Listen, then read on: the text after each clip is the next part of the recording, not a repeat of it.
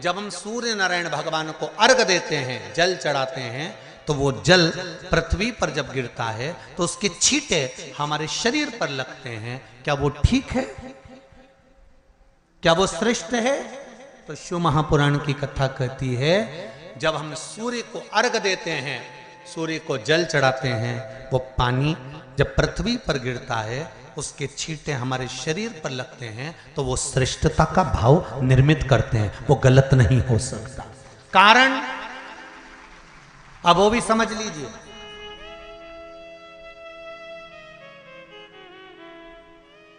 अब सूर्य नारायण भगवान को आप जल चढ़ा रहे हो तो छींटे नहीं लगे, उसके लिए क्या स्टूल पे चढ़ के चढ़ाओगे कि कुर्सी पे चढ़ के चढ़ाओगे?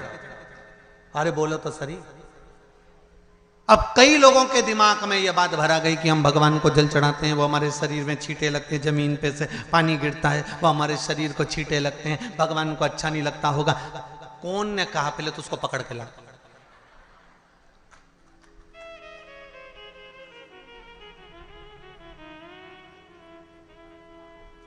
क्योंकि मेरे राम जी महाराज, मेरे भगवान कृष्ण, बड़े बड़े संत, साधु, सन्यासी, तपस्वी, साधक, उपासक जितने भी हुए, जिन्होंने सूर्य की आराधना करी, इन्होंने टेबल पे चढ़कर या कुर्सी पे चढ़कर जल नहीं चढ़ाया। इन्होंने पृथ्वी पर खड़े होकर ही, क्योंकि पृथ्वी तत्व के देव हैं शिव।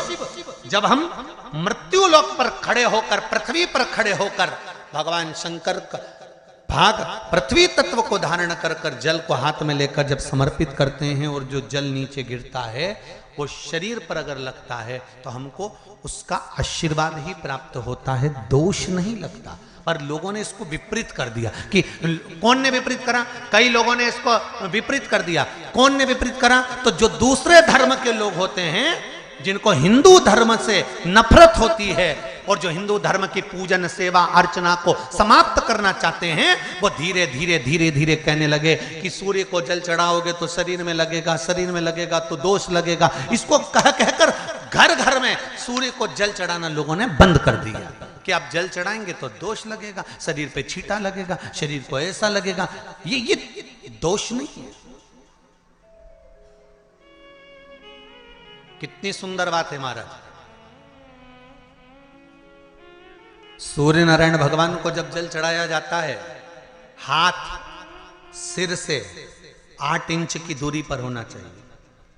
जम के बोलिए, सिर से कितना ऊंचा होना चाहिए? 8 इंच ऊपर अपना हाथ होना चाहिए मस्तक से सूर्य को जल चढ़ाते समय। और ना चांदी का, ना स्टील का, ना लोहे का, ना प्लास्टिक का, ना कांच का, ना सोने का कोई बर्तन, ना कांसे का, ना एल्युमिनियम का,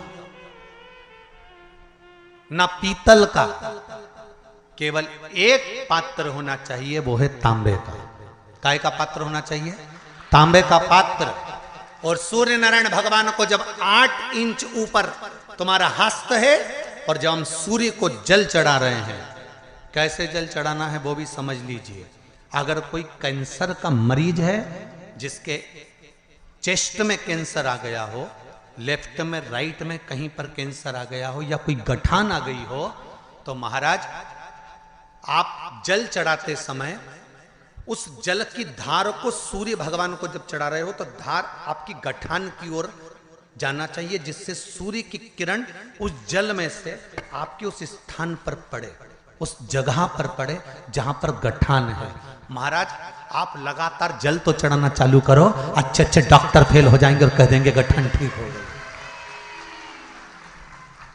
आपका लीवर और किडनी गड़बड़ कर रहा है, आप प्रतिदिन, आपका स्वास्थ्य गड़बड़ रहता है, आप प्रतिदिन ये ज्योतिष शास्त्र के अंतर्गत, रत्न शास्त्र के अंतर्गत, ये रत्न शास्त्र, ज्योतिष शास्त्र, रंग शास्त्र जो हमारे यहाँ है, रंगों के हिसाब से ये जितने रत्न होते हैं, माणिक हुआ, मोती हुआ, नीलम हुआ, मूंगा हुआ, पुखराज हुआ, ये क्यों कहते हैं ये पीला है, ये सफेद है, ये नीला है, ये लाल है, इसको शरीर में क्यों पहनाते हैं? उसका कारण होता है कि जब शरीर में पहनते हैं, सूर्य की किरण उसमें पड़ती है, हमारे शरीर पर वो कलर का इफेक्ट पड़ता है, उस कलर को शरीर पर लगता है, और शरीर पर लगता है तो हमारा शरीर धीरे धीरे, हमारी जो इंद्रियां हैं वो सही होने लगती हैं, काम सही होने लगता है। तो आप कहते हो ना सब, मैं कौन सा नक पहनूं, मैं कौन सा मोती पहनूं, मैं कौन सा पुखराज पहनूं, मैं कौन सा नीलम पहनूं, वो ज्योतिष शास्त्र के अंतर्गत, रत्न शास्त्र के अंतर्गत जितने रत्न हम पहनते हैं ये केवल उस किरण के लिए ही तो पहनते हैं कि जो सूर्य की किरण मिले, उस किरण का प्रभाव हमारे शरीर पर पड़े।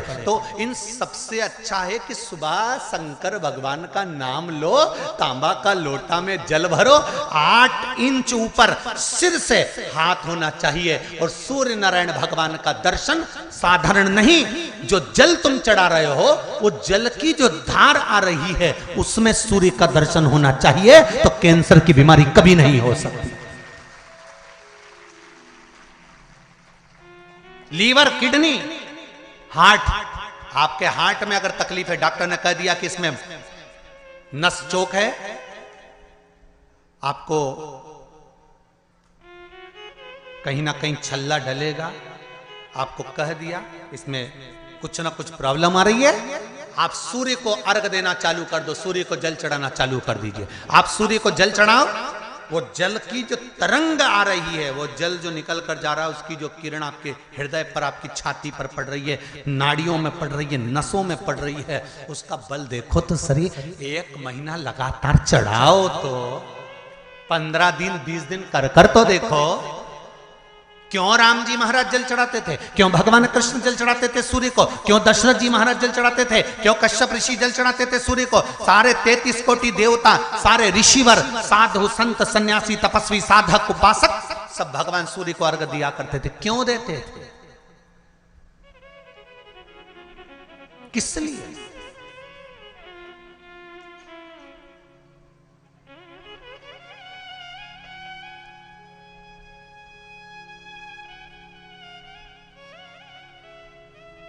सूर्य नारायण भगवान को जल चढ़ाते समय आपके पंजों की एड़ी ऊंची नहीं होना चाहिए, ध्यान दीजिएगा महाराज। आपका पंजा पांव का पूरा की पूरा जमा होना चाहिए भूमि पर। हाथ कितने इंच ऊपर, 8 इंच ऊपर होना चाहिए। जल जो गिरे, सूर्य की किरण, सूर्य का दर्शन उस जल की रोशनी में करना चाहिए। क्या होगा उससे? जिस बच्चे को आंख में चश्मा लगा हो, मोटे से मोटा चश्मा लगा हो, छूट नहीं रहा हो, तो थोड़े दिन उसको सूर्य का अर्घ चढ़वाना चालू कर दो और जल में से सूर्य का दर्शन कराना चालू कर दो। सूर्य का दर्शन जल में से 2 महीना 2.5 महीना बहुत है, आंख की रोशनी बढ़ जाएगी, चश्मा हट जाएगा। आप कर देखिए। अब एक प्रश्न और खड़ा होता है सूर्य को अर्घ देने का। गुरुजी, पंचदेव पंचायत में सूर्य नारायण भगवान शंकर की पंचायत में हैं। सूर्य नारायण को हम फ्लैट में रहते हैं, हम फ्लैट के अंदर रहते हैं, तो हम फ्लैट में रहते हैं, हमारे यहाँ अगर छज्जा नहीं है, हमारे यहाँ जगह नहीं है, तो हम सूर्य को अर्घ कैसे दें? तो महाराज खिड़की तो होगी, अगर घर में फ्लैट में पानी ढुलेगा और आप लोग नहीं समेट सकते तो एक बाल्टी रख लो, एक पात्र रख लो, पर सूर्य नारायण भगवान को अर्घ देकर रोशनी शरीर पर पड़ना चाहिए। जिंदगी में कभी कोई बड़ी बीमारी नहीं आ सकती। कितने लोग देते हैं सूर्य को अर्घ? जरा हाथ उठाओ। बहुत बढ़िया, बहुत जोरदार। पुरुष लोग भी देते हैं ना, चाहे बच्चे से बच्चा हो, बच्चों के हाथ में भी 1 लोटा पानी पकड़ाओ। घर में छोटे बच्चे हो ना, उनको तांबे का लोटा दो, पानी दो, जा बाहर खड़े हो जा, 1 लोटा पानी चढ़ा के। पहले दिन आप स्वयं बच्चे के साथ बाहर खड़ी हो, ओटले पर, घर के बाहर खड़ी हो, छत पे खड़ी हो या घर के बाहर खड़ी हो, और बच्चे से कह लो चढ़ाओ बेटा, देखो ऐसा हाथ 8 इंच ऊपर करिए, तांबे का लोटा लेकर पानी धीरे धीरे डोलना है। जैसे वो स्लो मोशन के सीन नहीं होते नाटक में, ये एकदम धीरे धीरे धीरे, बस नहीं तो मालूम पड़े छोरा छोरी एक साथ उंडेल के अंदर नहीं। जल चढ़ाते समय उस पानी में से सूर्य की किरण पड़ना चाहिए। सूर्य की किरण। एक बात और कहना चाहूंगा, अगर आप लोग स्वीकार करेंगे तो, अगर कहीं आपको लगता हो कि बच्चा पढ़ने में कमजोर है, विद्या में कमजोर है, रिजल्ट अच्छा नहीं आ रहा, पढ़ने में कमजोर है, वो पढ़े, अपनी जगह पढ़े, वो कार्य करे, अपनी जगह करे, मेहनत करे, अपनी जगह करे। बच्चों को कह दो कि कुछ समय के लिए सूर्य को अर्घ देना चालू कर। सूर्य की किरण जहां पर ब्राह्मण या हिंदू धर्म का व्यक्ति मस्तक पर तिलक लगाता है, भुकुटियों के बीच में उस सूर्य की किरण इस भुकुटी के बीच पड़ना चाहिए, परंतु पानी कम से कम ना करते हुए स्लो मोशन में धीरे धीरे गिरना चाहिए, एकदम धीरे धीरे।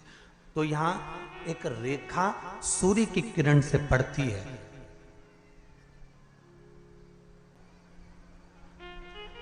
शिव पंचायत का पूजन कर कर, एक कलश में जल भरकर,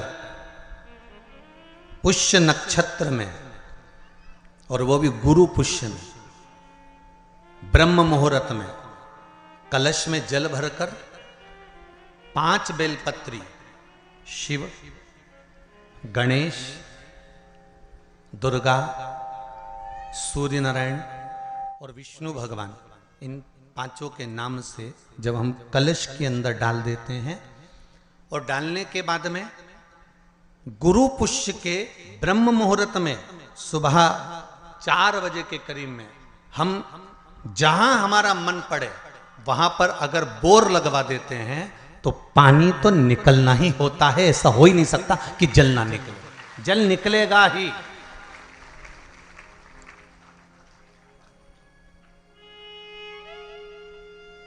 बस जो 5 देव के नाम से अपने 5 बेलपत्री जल के पात्र में रखी, वो कलश जहां बोरिंग हो रहा है उस स्थान पर रखा होना चाहिए।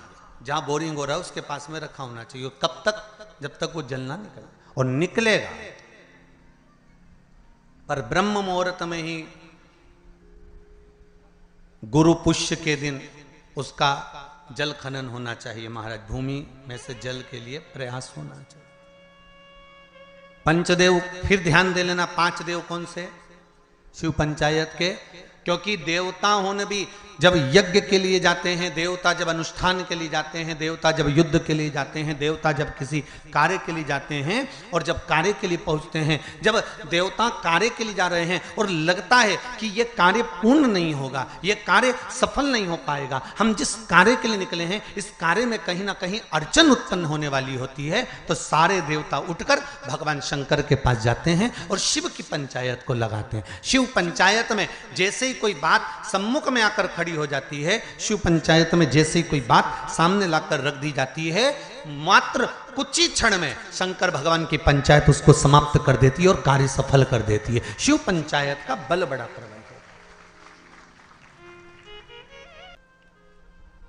5 कर्मेंद्री, 5 ज्ञानेंद्री और 1 मन, ये 11 इंद्रियों से सजोया हुआ, इन 11 इंद्रियों से जुड़ा हुआ, संजोया हुआ ये मानव का शरीर है।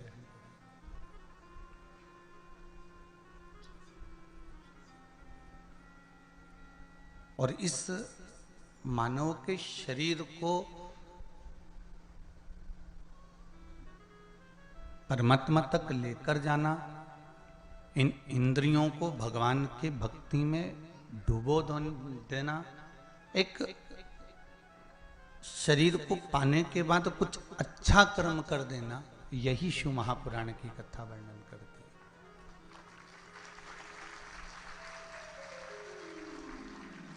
शिव महापुराण की कथा यही वर्णन करती है कि इस शरीर को हम परमात्मा से लगाएं कैसे।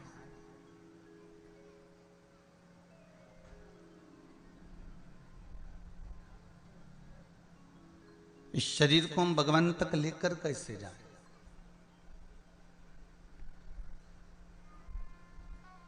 केवल खाया पिया और सो गए, ये शरीर की मूलता नहीं है महाराज। शरीर की मूलता इसको नहीं कहेगी केवल खाया पिया और आप सो गए, इसमें शरीर की मूलता नहीं है।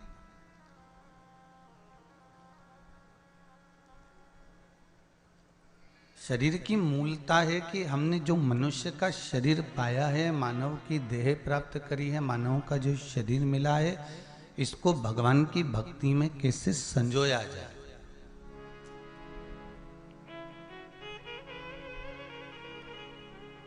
एक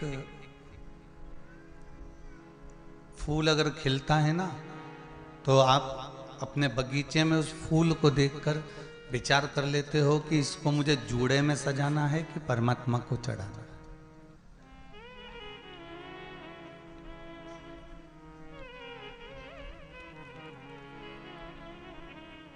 इस फूल को आप देखकर समझ जाते हैं कि इसको मुझे जूड़े में सजाना है कि इसको मुझे परमात्मा को चढ़ाना है। ये फूल, ये पुष्प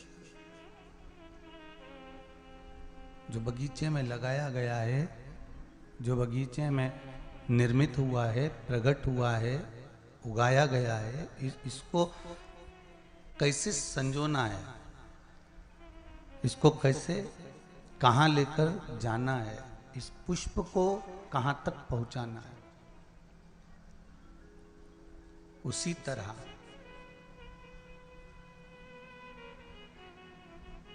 जैसे पुष्प के लिए विचार करा जाता है कि ये पुष्प मुझे जूड़े में लगाना है कि भगवान को चढ़ाना है, कहाँ समर्पित करना है, इसको मुझे कहाँ तक पहुँचाना है इस पुष्प को, उसी तरह यहाँ शिव महापुराण की कथा भी कहती है कि परमात्मा ने अपने बगीचे में, इस संसार सागर में हमारा जो जन्म कराया है, हमें जो जन्म दिया है, हम भी उसके बगीचे के एक पुष्प हैं। हम भी उसके बगीचे के पुष्प हैं और उस बगीचे के पुष्प को परमात्मा भगवान की भक्ति में रमाना चाहता है या संसार सागर में इसको उलझाना चाहता है, ये परमात्मा निश्चित कर कर भेजता है। पर कुछ प्रयास आपका, कुछ प्रयास हमारा होना चाहिए।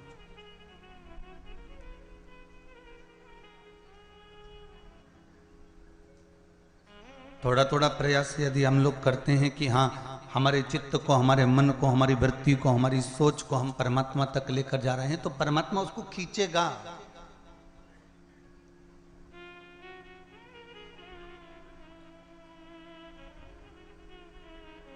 और यदि हमने सोच लिया कि ये परमात्मा को हमको देना ही नहीं है,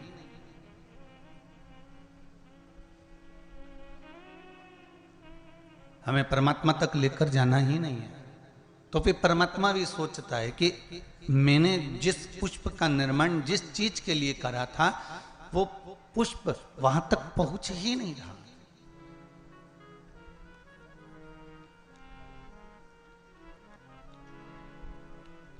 शंभु शरणे पड़ी मांगू घड़ी रे घड़ी, दो काटो दया करी दर्शन आपो।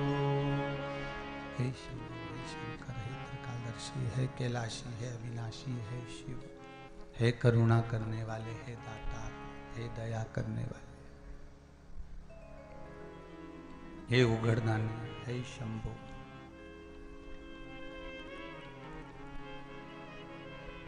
ये जो शरीर मिला,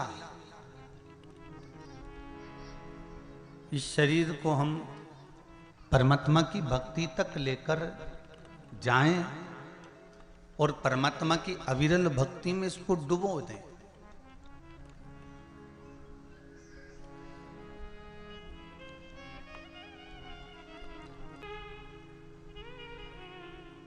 भगवान राम के मंदिर पर जाएंगे, क्या राम जी का रोज जल चढ़ाने को आपको मिलता है? जम के बोलते जाओ जरा, राम मंदिर में रोज जल चढ़ाते हो? नहीं। कृष्ण मंदिर में रोज जाकर जल चढ़ाते हो? नहीं।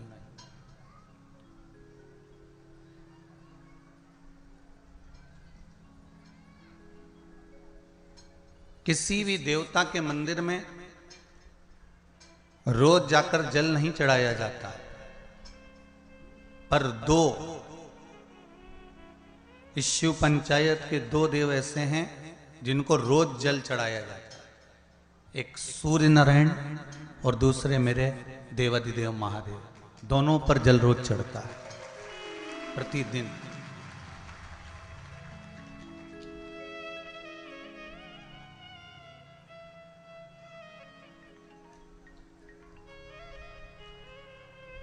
शिव पंचायत में जो दो देव विराजमान हैं, ये कोई साधारण नहीं है महाराज।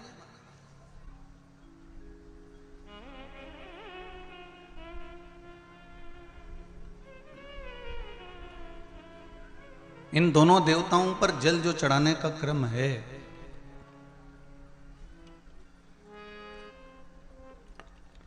और दोनों ही देव, चाहे मेरे भास्कर देव हों, सूर्य देव हों, आदित्य देव हों, चाहे मेरे देव अधिदेव महादेव हों, दोनों पे जल चढ़ाने का महत्व है। आप में से कितने लोग हैं जो सूर्य को रोज प्रतिदिन अर्घ देते हैं? जरा हाथ उठाइए। बहुत सारे हैं। धर लीजिए, धर लीजिए, बहुत बढ़िया, करना चाहिए। ये जो आज के समय में दुनिया के लोगों को जो ये बीमारियां हो रही हैं ना, कि हृदय गति रुक जाती है, कहीं अटैक आ जाता है, कहीं हार्ट काम करना बंद कर देता है, कहीं लीवर किडनी में सूजन आने लगती है, कहीं लीवर काम करना बंद कर देता है, कहीं किडनी काम करना बंद कर देती है,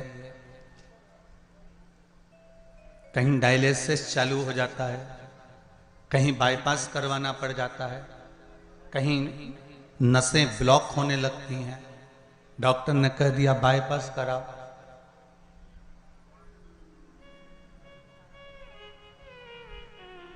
सारी बीमारियों को, सारे रोगों को समाप्त करने का यदि कोई तरीका है, कोई उपासना है, कोई नियम, कोई धर्म, कोई अनुकूल, कोई भगवत सेवा है, तो वो शंकर के शिव पंचायत में जो ये 5 देव विराजमान हैं, इनकी सही तरीके से अगर पूजन को समझ लिया जाए, इनके नियम को समझ लिया जाए, तो ऐसी कोई बीमारी नहीं जिसका इलाज नहीं है। महाराज, अगर समस्या है तो समस्या कितनी भी बड़ी से बड़ी हो, कितनी बड़ी से बड़ी हो, अगर समस्या बड़ी है तो समस्या का हल भी निश्चित है।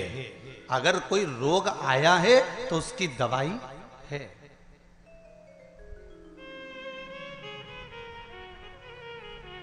कोई दुख, कोई तकलीफ, कोई कष्ट आया है, कोई रोग आया है, कोई बीमारी आई है, कोई दुख आया है, तो उसका हल है, उसका हल निकले।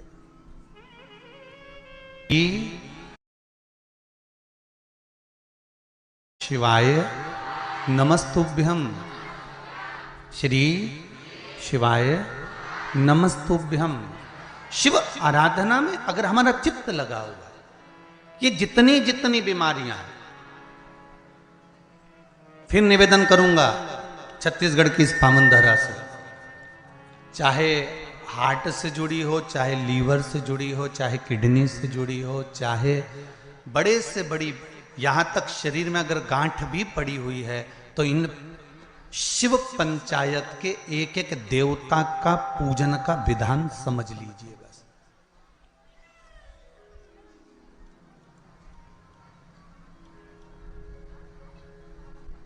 एक एक देवता का हमें विधान समझना। शिव परिवार का मंदिर आपके गांव में भी होगा, है। शिवलिंग गणेश जी, कार्तिकेय, पार्वती जी, नंदीश्वर, ये सब अपने गांव में भी रहता, अपने गांव में भी है, ठीक है।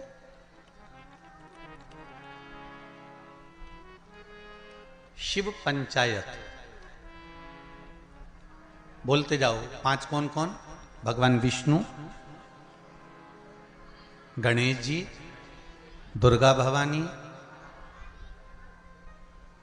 सूर्य नारायण भगवान और भगवान शंकर, ये 5, ये शिव पंचायत के देव हैं।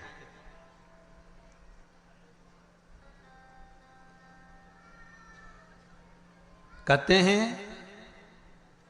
पंच तत्व से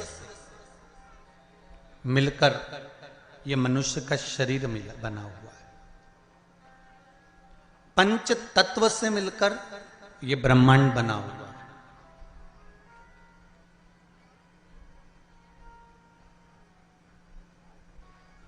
पंच तत्व से मिलकर ही शरीर है और पंच तत्व से मिलकर ही ब्रह्मांड।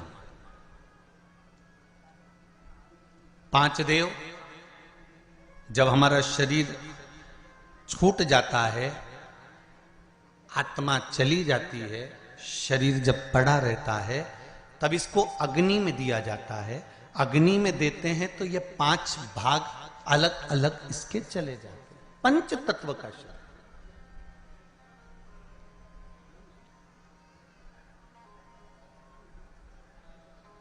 ब्रह्मांड में सबसे ज्यादा क्या चीज है? पृथ्वी की पानी। अगर आप नेट पर सर्च करेंगे, निकालेंगे, करेंगे, कहीं सुना होगा तो सबसे ज्यादा है जल। शरीर में भी सबसे ज्यादा क्या है? अरे जम के तो बोलो, जल। सबसे ज्यादा जल। पंच तत्व के 5 देव शिव पंचायत में है। पहले नंबर पर है गणेश, जो जल के देव हैं। काय के देव हैं? जल के। शरीर में भी अगर जल है तो उसके देव श्री गणेश जी महाराज हैं, और मृत्यु लोक में भी अगर जल है तो उसके देव श्री गणेश जी महाराज।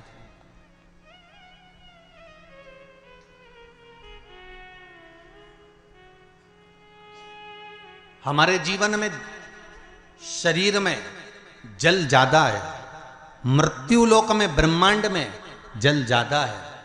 इसलिए सर्वप्रथम किसको बनाया गया? श्री गणेश जी महाराज को। क्यों? क्योंकि ये जल के देव हैं। जिसकी संख्या ज्यादा हो, शरीर में पंच तत्वों में जल की मात्रा ज्यादा है, इसलिए गणेश को प्रधान बनाया गया। एक पत्र ज्यादा तो पढ़े नहीं है, ये थोड़े पढ़े हैं, बाकी के बहुत सारे पत्र हैं। अभी इतने पत्र और हैं जिनको भी पढ़ते हैं, जैसा भजन आएगा। पर इसमें देखिए बड़ा सुंदर भाव लिखा है।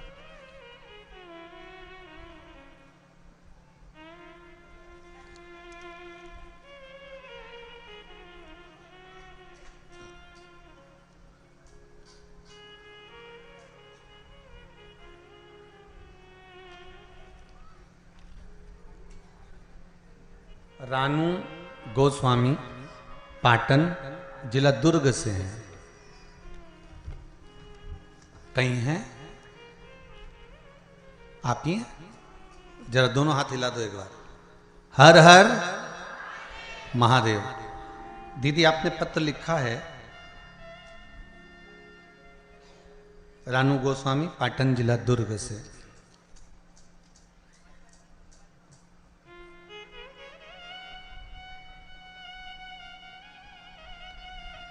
पत्र में लिखा है रानू जी गोस्वामी ने, मैं ग्राम पाटन की रहने वाली हूँ, जिला दुर्ग की रहने वाली हूँ। मैं पशुपति व्रत का क्या वर्णन करूं गुरुदेव। दीदी आपने पत्र में लिखा है, मेरे जेठ जी का काम छूट गया था, कोई काम नहीं था। आपकी भिलाई में कथा जब शुरू हुई तब हम लोगों ने सुनी थी। कथा सुनने के बाद पशुपति नाथ का व्रत किया, जिसके प्रभाव से उनको पुनः काम मिल गया, और काम भी मिला तो ऐसा कि जो सोचा ही नहीं था, ये शिव की कृपा से प्राप्त हुआ। पत्र में लिखा। और इसी पत्र में पंचदेव के जलदेव का वर्णन भी आया, उसको समझिएगा जरा, देखिए।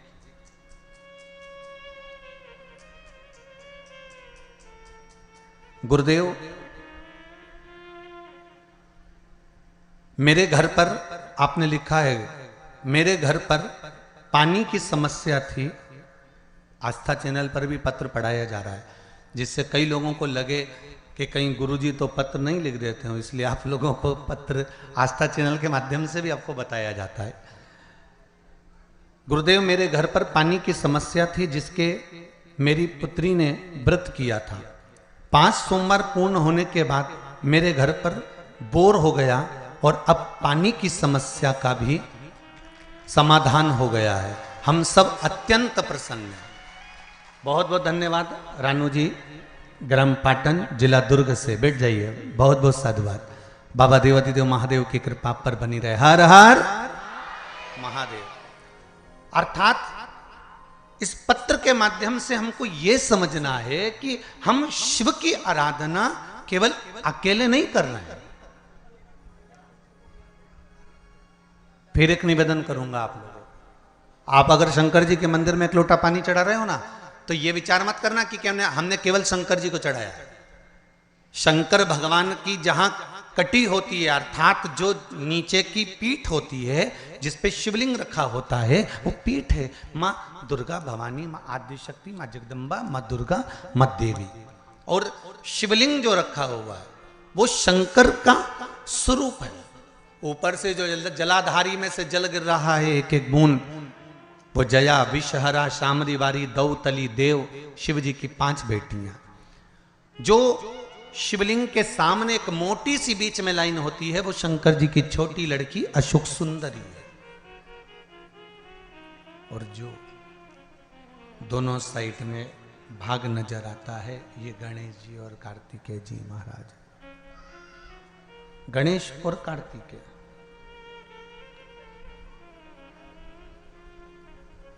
जहां से जल निकलकर बाहर जाता है मंदिर के बाहर की ओर जाता है, वहां और शिवलिंग के पास में 33 कवटी देवताओं का स्थान होता है। आप जिस कामना से पशुपति व्रत करते हैं, आप जिस कामना से पशुपति व्रत का नियम धारण करते हैं, पशुपति व्रत करते हैं, जिस कामना से आप पशुपति व्रत उठाते हैं, शिव की आराधना करते हैं, पूजन करते हैं, अर्चना करते हैं, तो गणेश की आराधना भी स्वतः साथ में हो जाती है। देवी की आराधना भी साथ में हो जाती है, सूर्य देव की आराधना भी साथ में हो जाती है, सभी देवताओं की आराधना साथ में। और जब आराधना साथ में होती है तो उसका फल भी हमको प्राप्त होता है।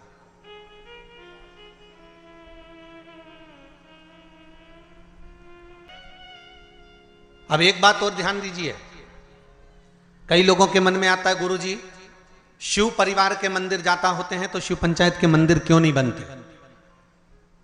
इंदौर में एक मंदिर है, छत्तीसगढ़ में भी एक मंदिर है, उसकी सूचना भी मैं कल उसमें देखेंगे अपने लिंग पुराण के अंतर्गत, तो उसमें निकल जाएगा। उज्जैन में भी एक मंदिर। तो शिव पंचायत के मंदिर क्यों नहीं बनते गुरुदेव? प्रश्न तो खड़े होते हैं। एक प्रश्न आया है, अच्छा है, देखिए।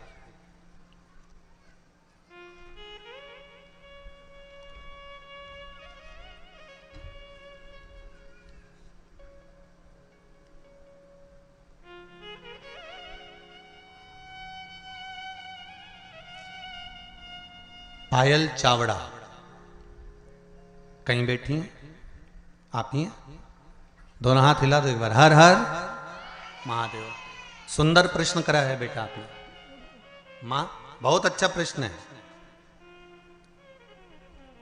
शिवजी, गुरुदेव आपसे पूछना है, शिवजी आदि और अंत कुछ नहीं है, तो उनकी उत्पत्ति भी नहीं हुई है, तो छिपरा मैया उनकी बहन कैसे हुई? कृपया कथा बताएं। बहुत सुंदर प्रश्न है भाई, जोरदार ताली बजाओ। बैठो दीदी, बैठो। बहुत सुंदर प्रश्न के लिए बहुत बहुत धन्यवाद। ऐसे प्रश्न अगर उपजे ना, लोग फालतू के प्रश्न करें ना तो वो आनंद ना आए, और जो प्रश्न काम के हैं ना, ऐसे प्रश्न अगर आए ना तो कथा का भी आनंद बढ़ जाए, कथा का भी एक रोचकता बढ़ती है इन प्रश्नों के माध्यम से। अब आपने लिखा है कि शिव की उत्पत्ति या अंत है ही नहीं, अजन्मा है शंकर।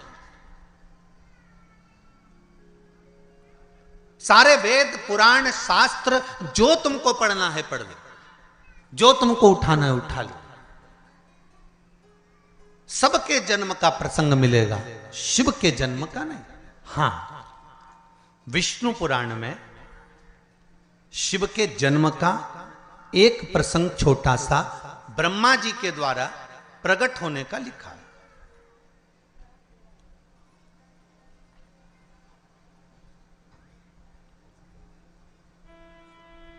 अब एक बात समझने वाली है, आजन्मे शिव हैं तो उनकी बहन कैसे?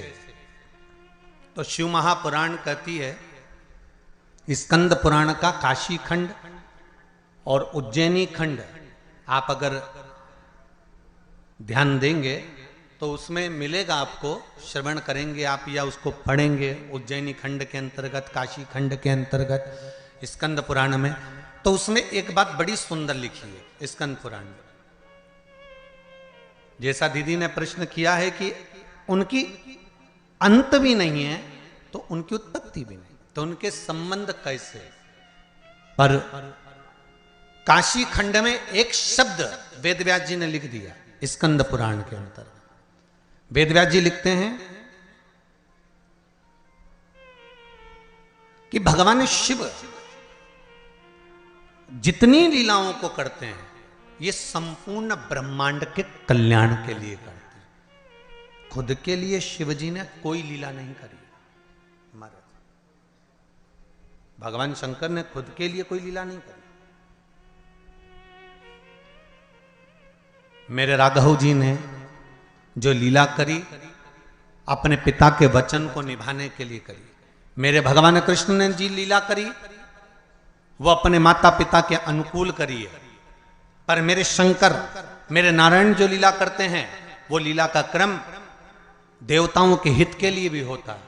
पर मेरे भगवान देवादिदेव महादेव जितनी लीला को करे हैं, मेरे शंकर भगवान ने जो जो धारण करा, जो जो लीला करी, चाहे माता सती को भस्म करवाया हो, चाहे पार्वती के साथ में मंगल विवाह हुआ हो, चाहे गणेश जी महाराज का प्रागट्य हुआ हो, चाहे कार्तिकेय बाबा का प्रागट्य हुआ हो, चाहे जया विषहरा शामली बारी दौतली या अशोक सुंदरी का प्रागट्य हुआ हो, चाहे शिव की जितनी लीलाओं का क्रम आता है, ये शंकर भगवान ने स्वयं के लिए नहीं, शंकर भगवान ने संपूर्ण जनमानस के कल्याण के लिए, अर्थात जनमानस को प्रेरणा देने के लिए करी।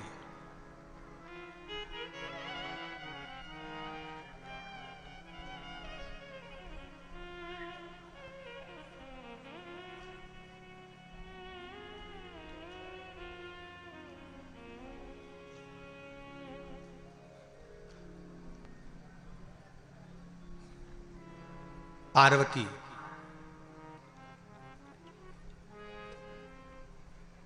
नर्मदा, मां गंगा, क्षिप्रा, सरयू, मंदाकिनी, गोदावरी, कृष्णा, भारत की भूमि की जितनी पवित्र नदियां हैं, भारत की भूमि की जितनी पवित्र नदियों का उद्गम है, भारत की धरा पर जितनी पवित्र नदियां प्रकट हुई हैं, यह कोई संसार सागर में मृत्यु लोक में ऐसे ही प्रकट नहीं हो गई।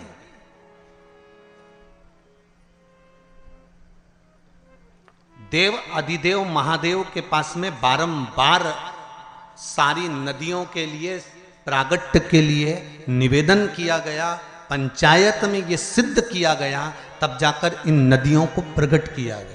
और एक बात अपने जीवन में उतार कर रखना, जितनी पवित्र नदियों में आप स्नान के लिए जाओ, जितनी पवित्र नदियों में आप स्नान करने के लिए जाओ, आपसे करबद्ध हाथ जोड़कर निवेदन है कि उन नदियों की पवित्रता पर कभी दाग लगाकर मत आना। परंतु आप और हमने सारी पवित्र नदियों को गंदा कर कर रखा, सारी पवित्र नदियां।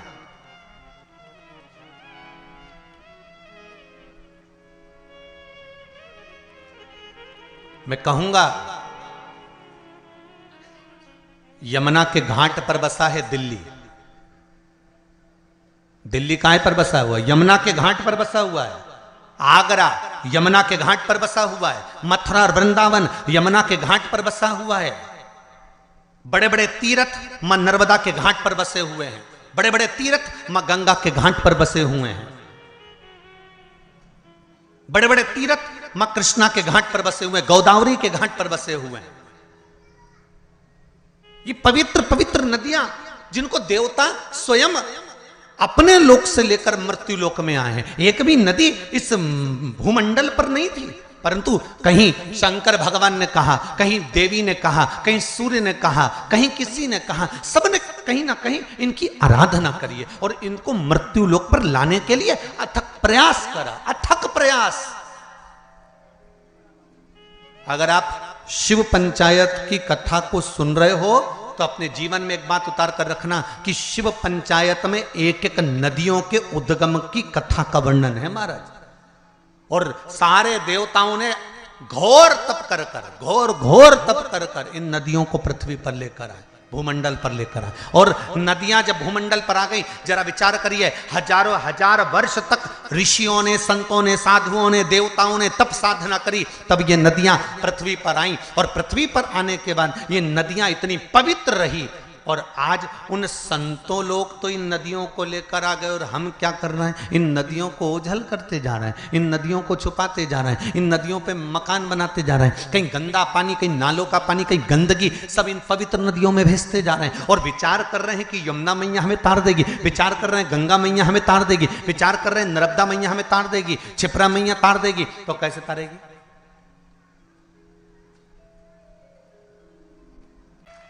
पवित्र नदियां,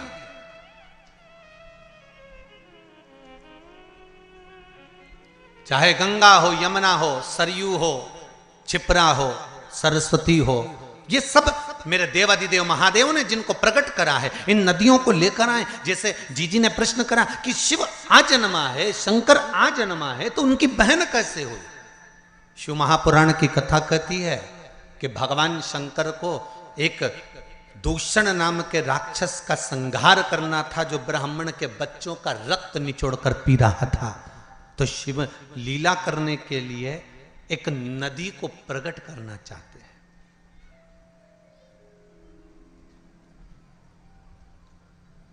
देवताओं के हित के लिए शंकर गंगा को प्रकट करना चाहते हैं।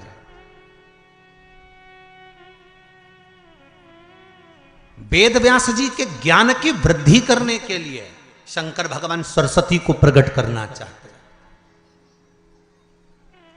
संसार में बहुत गरीब से गरीब भी लोग रहेंगे जो अपने घर में शंकर की मूर्ति अगर रखेंगे तो उनके पास यज्ञ करने का पैसा भी नहीं होगा, हवन करने का धन भी नहीं होगा।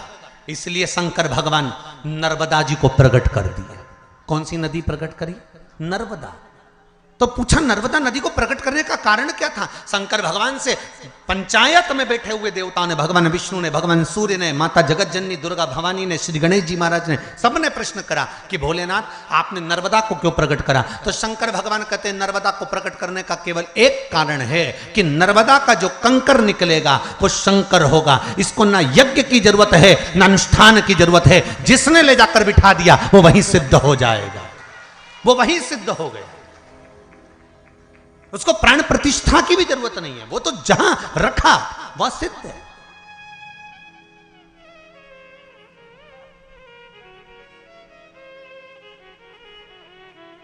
मेरा भोला शिव शंकर ओघड़दानी दयालु दातार संपूर्ण विश्व के कल्याण के लिए लीला करता है। इसलिए नर्मदा का कंकर शंकर कर दिया।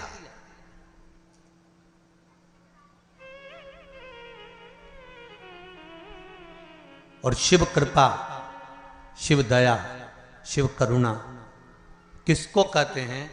कि जहां शंकर की कथा होती है, शंकर का स्मरण होता है, शंकर का भजन होता है, वह भूमि भी, कंकर भी शंकर हो जाता है। और कुछ दिन के लिए, 7 दिन के लिए तो हल्कोसा की ये पावन धरा भी, कंकर भी शंकर। एक कंकर शंकर का भी पत्र अच्छा आया, देखिए।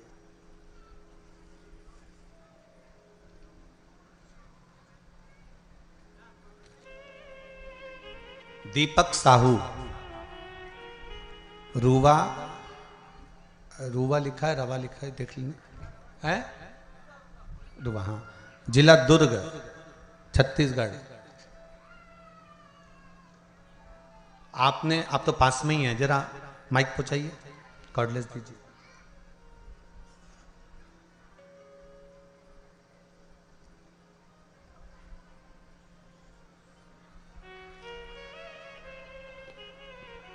आपने पत्र में लिखा है,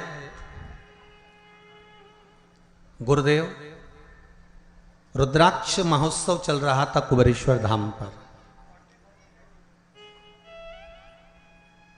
और रुद्राक्ष महोत्सव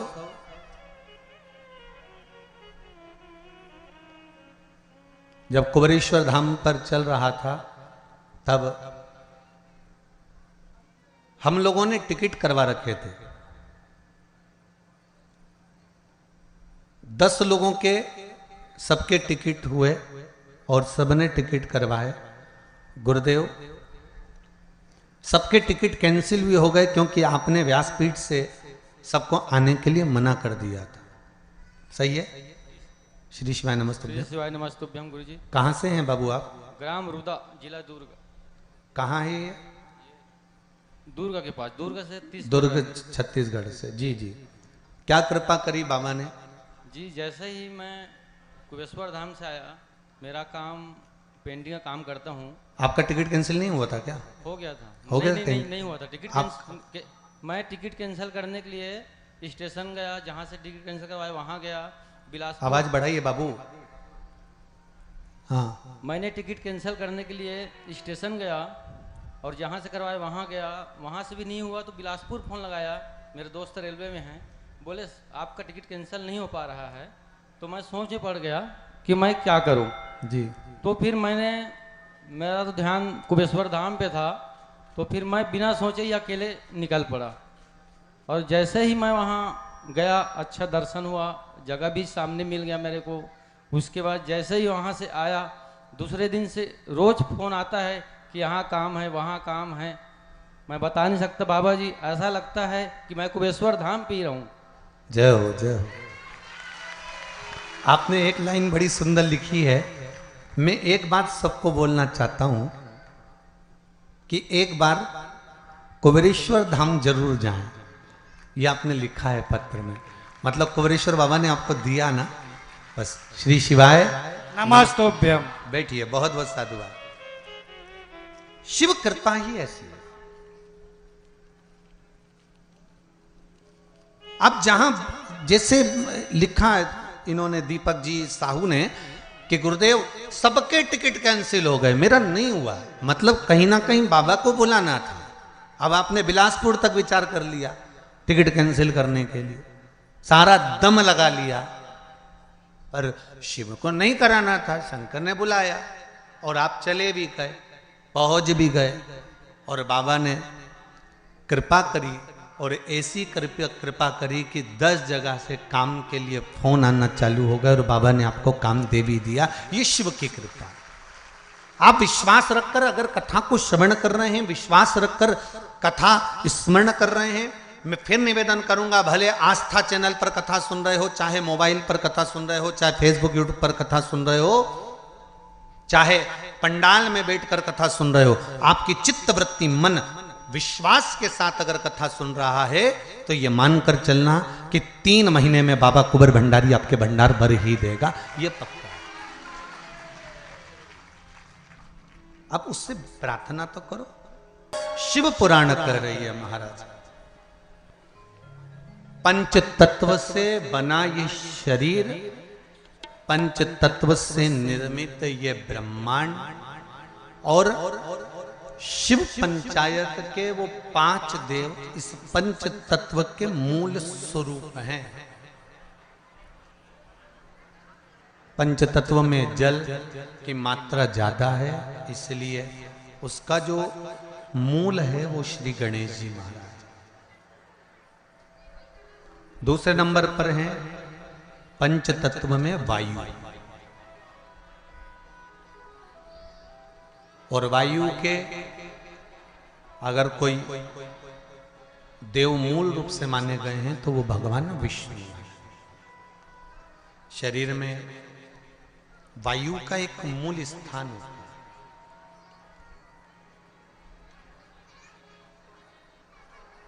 जैसे कई लोग कहते हैं गुरुजी आप कहते हो कि कथा सुनना चाहिए, कथा पंडाल में जाना चाहिए या कथा श्रवण करना चाहिए, चाहे चैनल पर सुनो चाहे कहीं पर भी सुनो, पर कथा सुनो।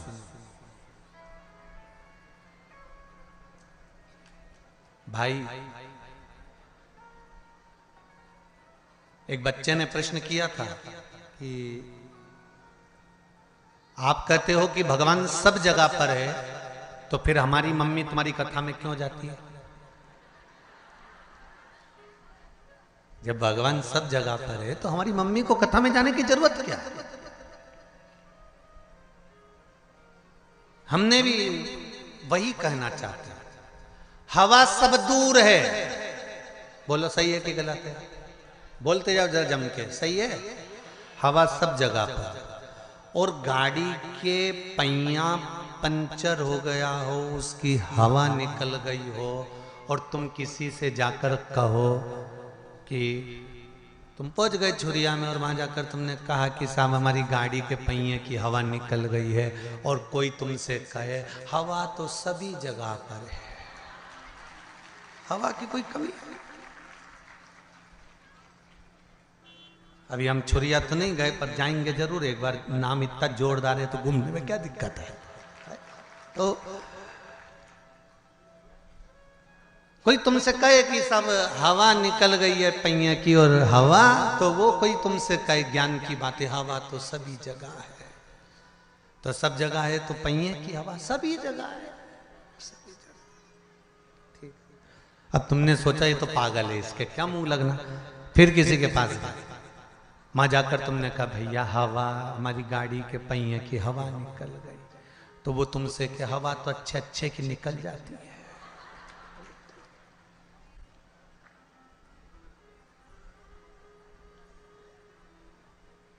फिर तुमने कहा हवा कहां मिलेगी? हवा ही तो है, कहां मिलेगी?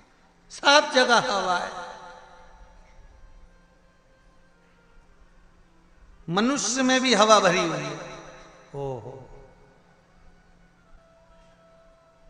4-5 जगह गए और हवा कहीं पूछा, फिर कहीं गए, आप गाड़ी के पहिए की हवा निकल गई, हवा कहां मिलेगी? तो कहा फिर ही है, सब जगह है, पहिए में हवा डलवाना। फिर कोई ने कहा ये हवा की दुकान है, यहाँ एक मशीन लगी हुई है, उस मशीन से टायर में हवा जम के बोलो जरा भरी जाती है। बिना मशीन के टायर में हवा भरा जाएगी क्या? बोलते जाओ जरा दमदारी से। नहीं। उसी तरह मेरा उस बच्चे से निवेदन है जिसने कहा था कि जब भगवान सब जगह पर है तो हमारी मम्मी तुम्हारी कथा में क्यों जाती है, तो उस बच्चे को समझाना चाहूंगा हवा सब जगह पर है, भगवान कण कण में बैठा हुआ है, और मशीन तो यही लगी हुई है जो भर देती है।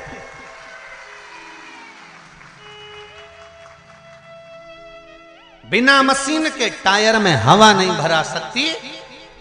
प्राप्त तो होगी हवा, पर वो मशीन से प्राप्त होगी। भगवान सब जगह पर है, कण कण में, रसातल में, जल में, थल में, वायु में, आकाश में, पताल में, तुम्हारे घर में, चप्पे चप्पे में भगवान है। पर भगवान को पाने का स्थान अगर कहीं है, जैसे हवा भरने का स्थान हवा वाले की दुकान है, उसी तरह भगवान को पाने का स्थान सत्संग और शिव महापुराण की कथा है, जहां परमात्मा मिल जाए। क्यों जाते हैं मंदिर, क्यों जाते हैं भगवान के दरवाजे पर? कि वहां भगवान मिल जाए। हवा की दुकान है, वो मिलेगा, प्राप्त होगा वो। भगवान विष्णु को वायु कहा है, वायुदेव कहा। महाराज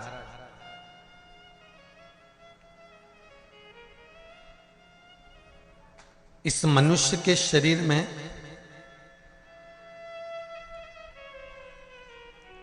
वायु का अपना एक तत्व का, पंच तत्वों में से एक तत्व है वायु, जो शरीर के अंदर है।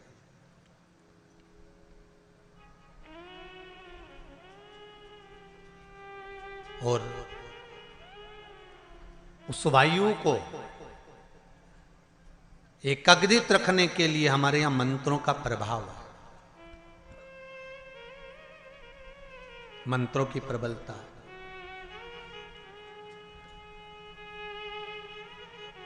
तीसरे नंबर पर है शिव, पृथ्वी का स्वरूप, पृथ्वी के देव है। पृथ्वी का देव 33 कोटि देवताओं में किसी को नहीं कहा गया, पृथ्वी का देव केवल एक को कहा गया है, वो देव अधिदेव महादेव है, क्योंकि ये पृथ्वी के देव है। मृत्यु लोक का अगर आधिपत्य किसी के पास है तो शिव के पास। चंद्रदेव का लड़का था, देखो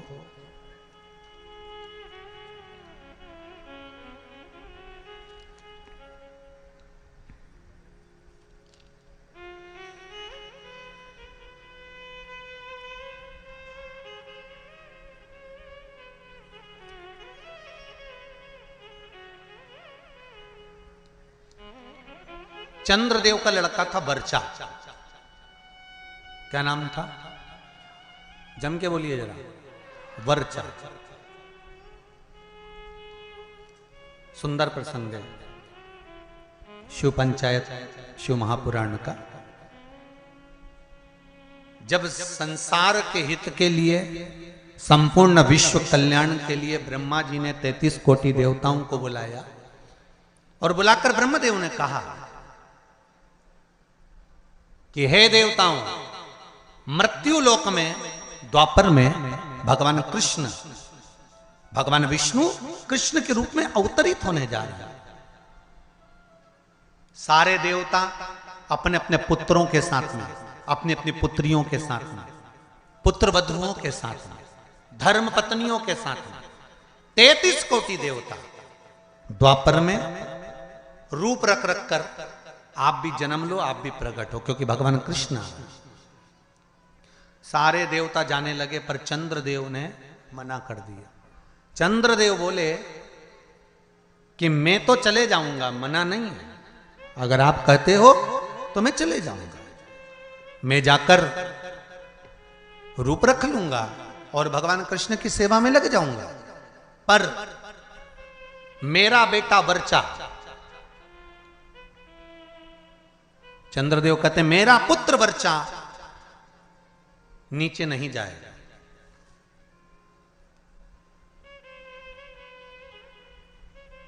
खूब समझाया देवताओं ने। देखिए, जब 33 कोटि देवता जा रहे हैं तो आप अपने पुत्र को क्यों नहीं भेजते?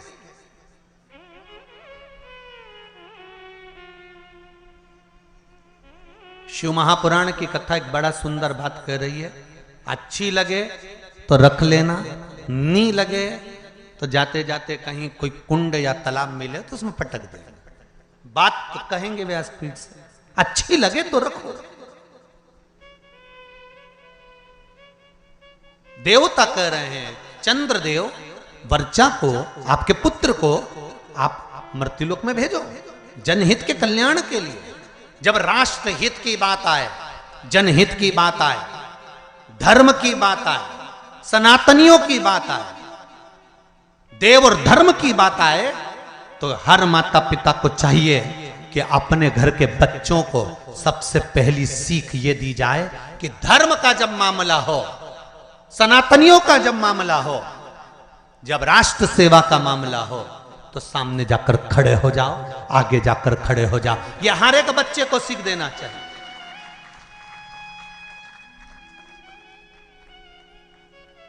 पर हम अपने बच्चों को सीख देते हैं, कहां जा रहा है? अरे मम्मी, और देखो जरा, भगवान के मंदिर में अनुष्ठान चल रहा है, साहू परिवार शिव महापुराण की कथा करवा रहा है, गांव में कथा हो रही है, गांव के अंतर्गत कार्यक्रम चल रहा है, संपूर्ण गांव का कार्य है, तुझे क्या करना जाकर? वो तो उनका काम है ना, चुप बैठ।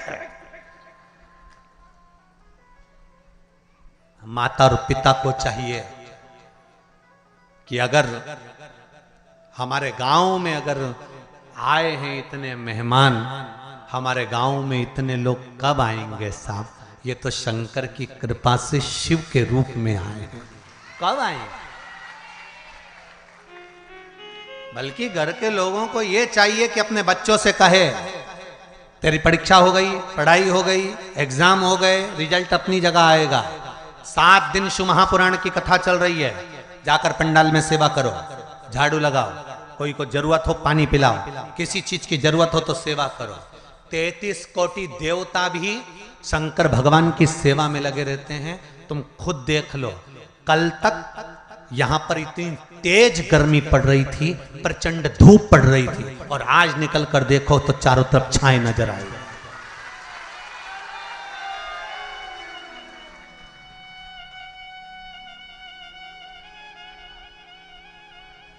कार्यकर्ता कह रहे थे गुरुजी इतनी गर्मी, इतनी गर्मी, इतनी गर्मी, इतनी गर्मी कि कपड़े तक पसीने में नहा रहे हैं।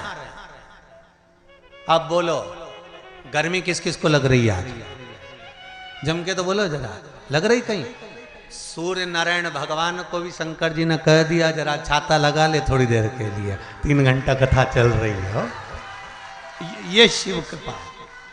और पूरे पंडाल में 2 बजे कथा चालू हुई है, और 2 बजे से लेकर अभी जो भी टाइम हो 4:30 बजने वाली है, और उतनी देर में तुम देख लो पूरी जगह छांव ऐसी, सब दूर धूप पड़ रही है, और यहाँ पूरे पंडाल के आसपास ऐसा लग रहा है जैसे भगवान खुद हवा कर रहा, खुद कृपा कर रहा। तो ये शिव कृपा नहीं तो और क्या है?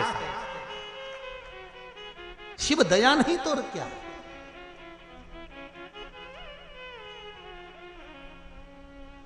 अरे तेरा ही दिया मैंने खाया पिया है, तेरा शुक्रिया है, तेरा शुक्रिया है।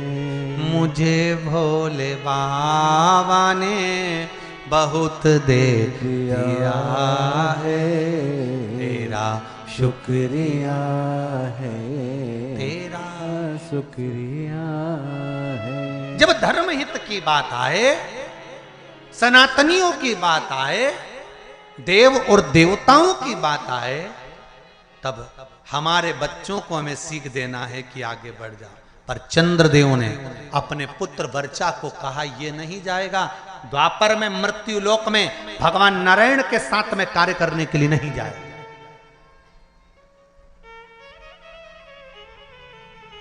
वर्चा को सूचना मिली, वर्चा को खबर मिली। कई लोगों के मन में एक प्रश्न आता है, भगवान कृष्ण पांडवों के साथ थे? बोलो तो थे ना?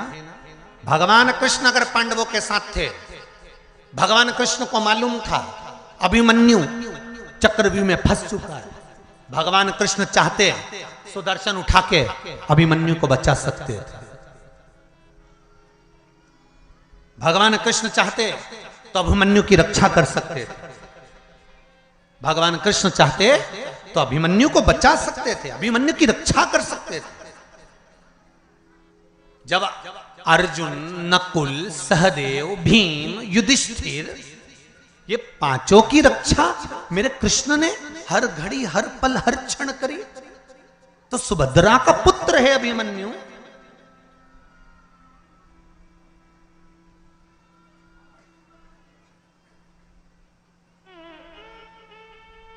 अर्जुन का पुत्र है अभिमन्यु, तो फिर अभिमन्यु की रक्षा क्यों नहीं करी? क्या भगवान कृष्ण को नहीं मालूम था कि ये मरने वाला है? क्या भगवान कृष्ण को नहीं ज्ञात था कि ये मरने वाला है?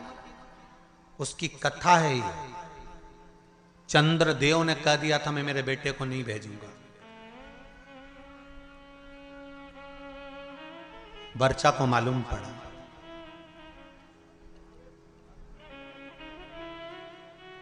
और वर्चा को मालूम पड़ा कि मेरे पिता चंद्रदेव ने मना कर दिया है जनहित के कार्य के लिए, देवहित के कार्य के लिए। क्यों? क्योंकि पुत्र का मोह नहीं छूट रहा, पुत्र आसक्ति नहीं छूट रही। कई लोग आपसे पूछेंगे पूर्व समय में अभिमन्यु कौन था जिसकी रक्षा मेरे कृष्ण ने नहीं करी? पांडवों की रक्षा करी पर अभिमन्यु की रक्षा नहीं करी। लोग आपसे प्रश्न करेंगे, आपको उत्तर देना पड़ेगा। घर के छोटे बच्चे पूछेंगे, मम्मी चक्रव्यूह में अभिमन्यु पड़ा था, महाभारत देखकर कहेंगे जब भगवान कृष्ण पांडवों के साथ थे तो अभिमन्यु की रक्षा क्यों नहीं करी? तो आपको बताना पड़ेगा कि अभिमन्यु पूर्व समय में चंद्र का पुत्र वर्चा था और इसकी रक्षा क्यों नहीं करी, वो भी कथा वर्णन कर रही है। ये शिव पंचायत, शिव महापुराण में चरित्र आता है हमारा। अभिमन्यु का पूर्व का नाम था वर्चा, चंद्र का पुत्र।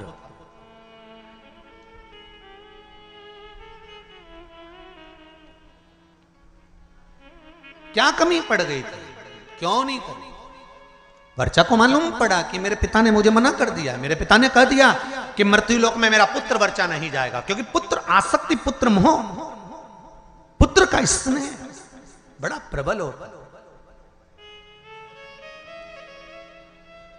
पुत्र का मोही तो था जो धृतराष्ट्र का पूरा वंश डूब गया। अगर पुत्र मोह में धृतराष्ट्र नहीं पड़ता ना तो बच जाता पूरा परिवार, पूरा परिवार बच जाता।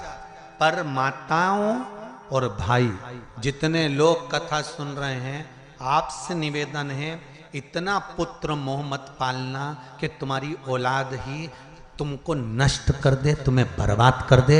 ऐसा पुत्र मोह मत पालो।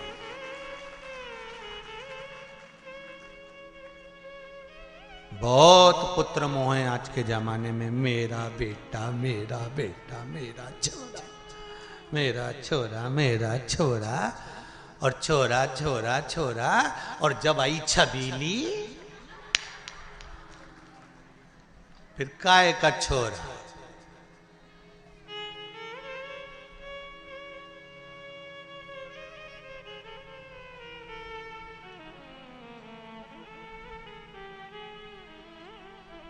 फिर तो छोरा छबीली के नेन पे चले।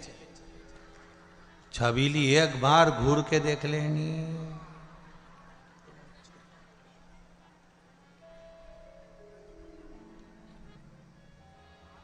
इतना बल।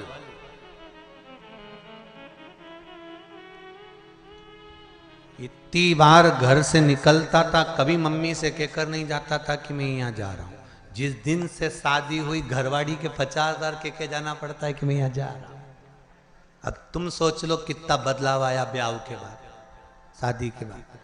पहले जाता था तो मम्मी से कहकर नहीं जाता था कि मैं यहाँ जा रहा हूं, मैं आ रहा हूं, मैं ये करने जा रहा हूं। अब शादी होने के बाद अगर घर से जाता है ना तो पहले उसको बताना पड़ता है, नहीं तो 50,000 फोन लगा के पूछ लेती है कहाँ हो।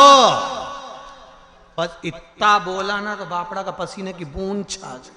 अब भी आया 20 मिनट में, बस पहुंच ही दिया। आ रहे हो वो वाला हाल है ना। एक पत्नी ने पति से कहा कपड़े पड़े हैं बाथरूम में,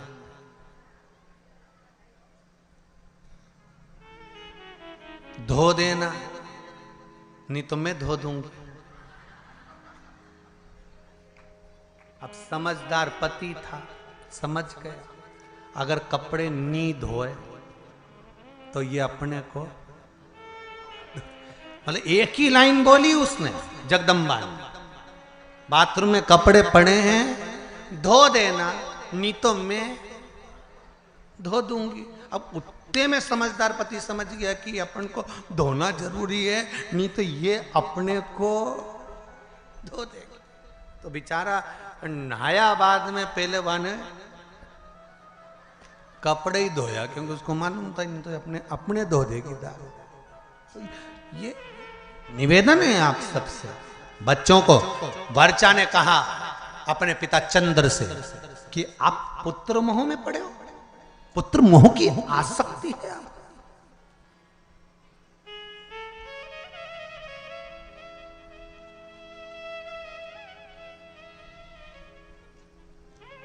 पुत्र मोह की आशा।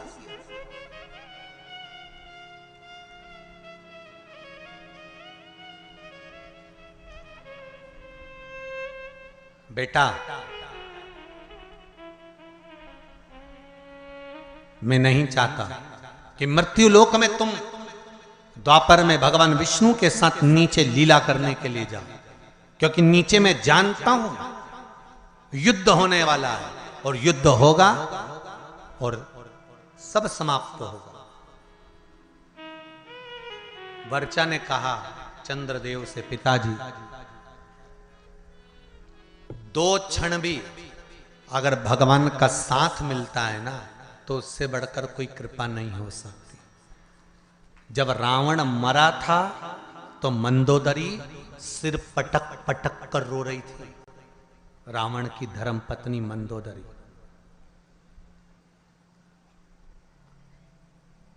तो भगवान राम ने मंदोदरी से जाकर कहा, मंदोदरी तुम राजमाता हो, मंदोदरी तुम लंका की राजमाता हो, तुम रानी हो लंका की, पति के लिए वियोग कर रही हो, पति के लिए रो रही हो। मंदोदरी कहती है, कौन कहता है कि मैं पति के लिए रो रही हूं? मंदोदरी कहती है, क्या आप मुझे अज्ञानी समझते हो? मंदोदरी राम जी से कहती है, क्या मुझे आप अज्ञानी समझते हो? भगवान ने पूछा क्यों? मंदोदरी कहती है, यह अज्ञानता की बात है कि किसी के मरने पर रोया जाए। आया है सो जाएगा राजा रंक फकीर, एक सिंहासन चढ़ गया दूसरा गया बंद जंजीर। ये तो संसार सागर है, जो आया है उसको जाना है। कोई अच्छे से जाएगा, कोई बुरे से जाएगा, मरना तो सबको है, चाहे तुम बादाम खाओ चाहे रोटी खाओ। वर्चा ने कहा, पिताजी तुम्हारा ये मोह ये ठीक नहीं है। अगर ये मोह ठीक नहीं,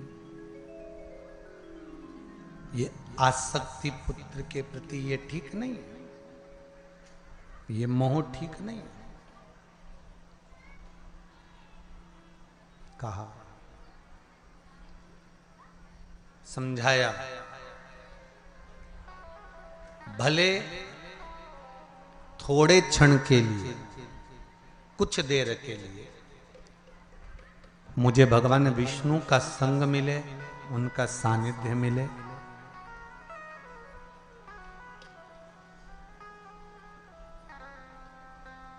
पर मिला तो सरी ना।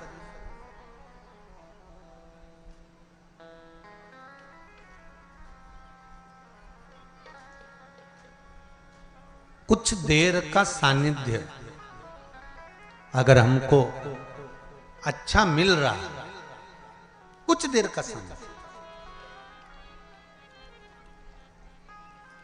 तो पहले भगवान को धन्यवाद देना कि हमको अच्छे लोगों का संग सानिध्य मिल रहा है।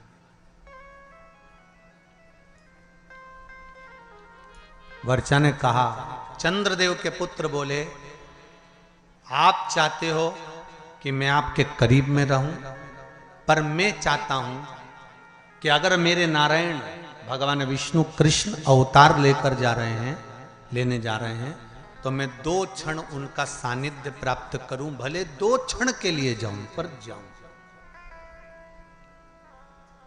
अपने नजदीक में अगर शिव महापुराण की कथा हो, कहीं आसपास क्षेत्र में कहीं कथा हो, सत्संग हो, तो प्रयास करना कि भले थोड़ा समय जाऊं, पर जाऊं, शिव की आराधना कर कर आऊं, शंकर की उस धरा को चरण छू कर आऊं जहां का कंकर शंकर है, उसको छू,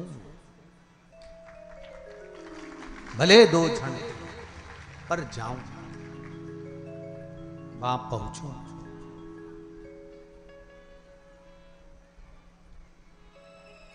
अविरल भक्ति को मैं प्राप्त करूं।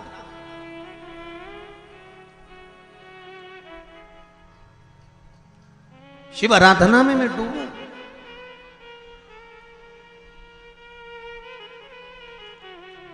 वर्चा, मुझे जाना है, पर पुत्र मैं तुझे भेजने से पहले देवताओं से बात करूंगा। चंद्रदेव ने बुलाया भगवान ब्रह्मा को और ब्रह्मदेव से कहा, प्रभु मेरी एक बात को स्वीकार करेंगे? बोलिए क्या बात? मैं अपने पुत्र वर्चा को भेजने को तैयार हूं, पर चाहता हूं कि ज्यादा समय मेरा पुत्र मृत्यु लोक में ना रहे, तुरंत मेरे पास वापिस लौट कर आ जाए। ब्रह्मा जी ने कहा तथास्तु। जब भगवान विष्णु का कृष्ण अवतार होने वाला था तब ब्रह्मदेव ने हाथ जोड़कर भगवान विष्णु से कृष्ण से कहा था, हे कन्हैया कृपा करना, आप अर्जुन को, नकुल को, सहदेव को, भीम को, युधिष्ठिर को और भी जितने जितने हैं इनको बचा लेना, पर चंद्र का पुत्र वर्चा जो अभिमन्यु बनकर जन्म लेगा इसको मत बचाना, क्योंकि इसके प्राण छूटेंगे, ये तुरंत अपने पिता के पास चले जाए। कई लोगों ने प्रश्न खड़े करे, भगवान कृष्ण सबको बचा सकते थे तो इनको क्यों? एक प्रश्न और आता है, कई लोग प्रश्न खड़े करते हैं कि केदारनाथ जी में त्रासदी मची थी ने इतने मर गए थे, भगवान अगर थे तो भगवान ने क्यों नहीं बचाया? तुम्हारा जब जन्म होता है ऊपर लिखा पड़ी होती है कितने समय के लिए जाना चाहते हो, सील ठप्पे ऊपर से लगे होते हैं, नीचे नहीं। जब अभिमन्यु जन्म ले रहा है तो वर्चा स्वयं चंद्रदेव करेंगे, मेरा पुत्र मुझे शीघ्र चाहिए।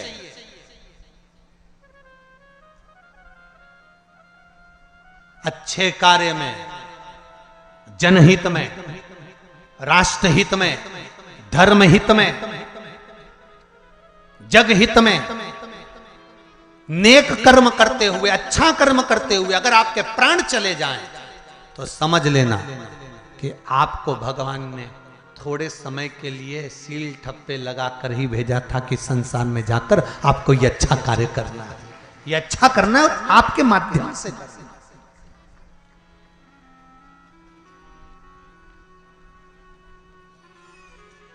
जाओ आप ये कर्म करो।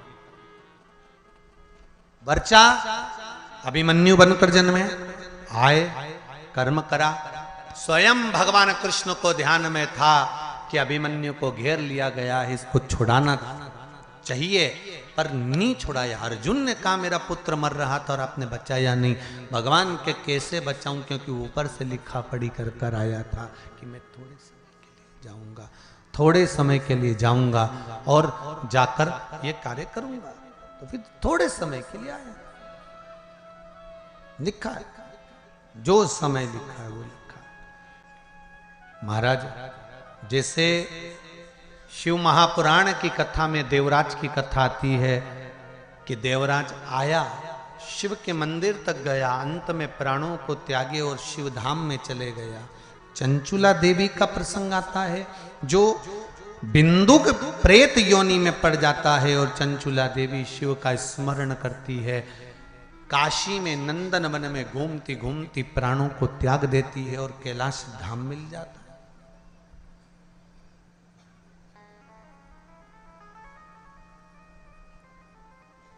कैलाश धाम मिल गया उनको।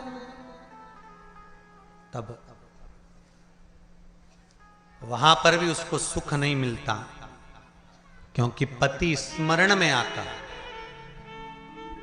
इसकी गति क्या है?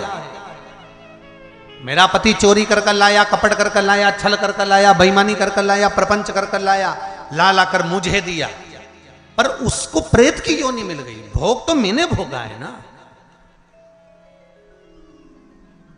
उसको प्रेत की योनि मिल गई। उस प्रेत योनि से उसको छोड़ाना, उस प्रेत योनि से उसको मुक्त करना। तो उसने देवाधिदेव महादेव से प्रार्थना कर कर फिर तुमरुका जी से शिव महापुराण की कथा सुनना चाहिए। शंकर और पार्वती ईश्वर जी और गोरा जी बनकर पधारे। हमारे बीच में ईश्वर जी और गोरा जी आ रहे हैं। जोरदार ताली बजाकर स्वागत करें शंकर और पार्वती का। ईश्वर जी गोरा जी बनकर गणा और गौर बनकर पधार रहे हैं। बोल काशी विश्वनाथ भगवान की जय। ईश्वर जी और गोरा जी पधारे हैं। जोरदार ताली बजाएं भगवान शंकर और पार्वती का, जो सुंदर आनंद के साथ में शिव पार्वती कथा को श्रवण करने के लिए जा रहे। गणा और गौर बनकर कथा सुनाने वाले कोई दूसरे नहीं, कथा सुना रहे हैं श्री तुमरुका जी। एक निवेदन, तुमरुका कोई साधारण नहीं है, भगवान शंकर के प्रबल गण हैं, उपासक हैं, भक्ति में शिव की डूबने वाले, शंकर की आराधना में डूबने वाले तुमरुका जी।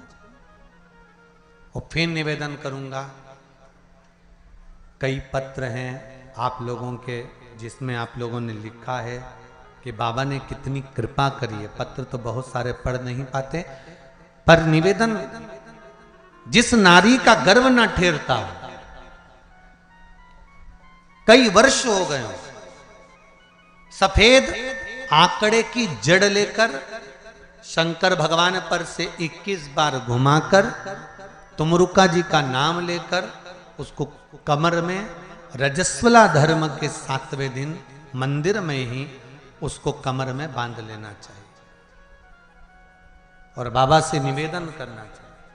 उस जड़ को लेकर आना है तो पति पत्नी दोनों साथ जाएं, सफेद आंकड़े की जड़ को लेने के। ये नहीं कि पत्नी किसी नौकर चाकर से बुलवा ले या पति खुद लेकर आ जाए या पत्नी स्वयं लेकर, दोनों को जाना चाहिए और शिव नाम का स्मरण करना चाहिए, शंकर का भजन करना चाहिए, कीर्तन करना चाहिए। उसको कमर में बांधे, शिव नाम की भक्ति में डूबे, बाबा देवाधिदेव महादेव से प्रार्थना करे।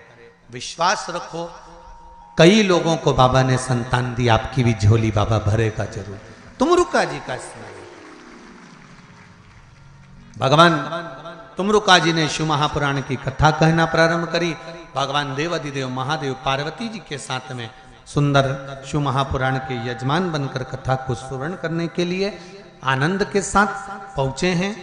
यजमान शिव और पार्वती का पूजन कर रहे हैं। आरती का क्रम प्रारंभ होगा। भाव भक्ति से, आनंद से भगवान शंकर का आनंद भावपन सब यहाँ दर्शन कर रहे हैं। यजमान परिवार सुंदर आनंद से ईश्वर जी और गोरा जी का पूजन कर रहे हैं। बोल काशी विश्वनाथ भगवान की जय।